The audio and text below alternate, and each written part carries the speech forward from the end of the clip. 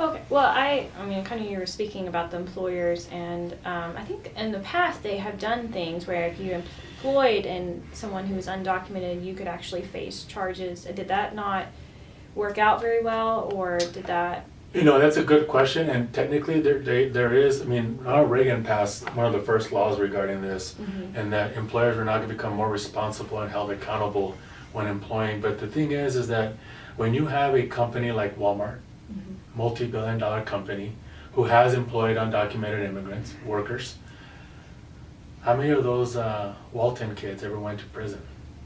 How many of their upper management ever went to prison? No. Not one. They pay a fine. Now, they may pay $1 million fine, but to a multi-billion-dollar company, it's a drop in the bucket. So for them, it's still more beneficial for them to break the law, and if they get caught, just pay the fine and move on. Because all they can say is, I didn't know those documents were forged, or I didn't know, they gave me this. It still becomes his word versus, his or, what's what I'm saying? Like his word against hers. Yeah, his word against hers or whatever, right? So it still protects the employers from all out, prosecution. Okay. The thing that they're gonna have to deal with is a fine.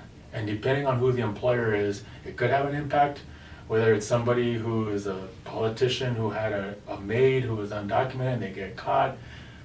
What happens? They pay a fine, and most of them may resign, or they just do it because of politics, but they're not going to jail for doing that, even though technically they're supposed to, or at least be prosecuted.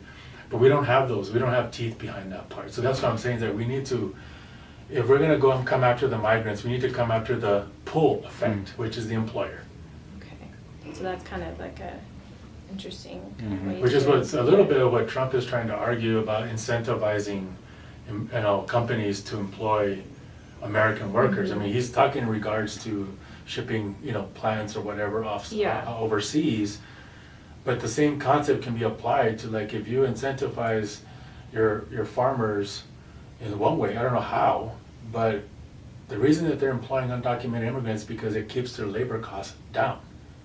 And quite frankly, they can't find anybody else to do it. Yeah. So there has to be a way to incentivize them to not, because if they don't employ undocumented workers are eventually not going to come because there's no job here, right? I mean, they're naturally going to go somewhere else, or they're going to stay there in their home country. Now, the ones that will come will be the ones that are in dire straits, like those that are coming from Honduras or from Venezuela or escaping gang violence. Like, that has nothing to do with the economy. That has to do with the sheer concern over your life. Not to say that those immigrants aren't worried about their life, but they're worried about their livelihood. Yeah.